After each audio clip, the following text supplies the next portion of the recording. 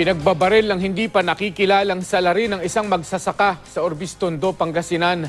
Inaalam na ng mga pulis kung may kinalaman sa iligal na droga ang pamamaril dahil dati raw drug user ang biktima. Makibalita tayo kay Jasmine Gabriel Galban ng GMA Dagupan. Patay sa pamamaril ang magsasaka na si Marcos Tamayo, residente ng barangay Sawat, Orbistondo, Pangasinan. Mag-isang umiinom ng alak ang biktima nang ito'y pagbabarilin Biyernes ng gabi. Nagtamo ang biktima ng mga tama ng bala sa iba't ibang bahagi ng katawan. 2 basyo at isang deformed slug ng caliber 45 ang na-recover ng otoridad sa crime scene. As per witnesses, lumapit yung gunman, pinagbabaril siya for several times tapos tumakbo papalayo, dumaan doon sa likod ng bahay nila.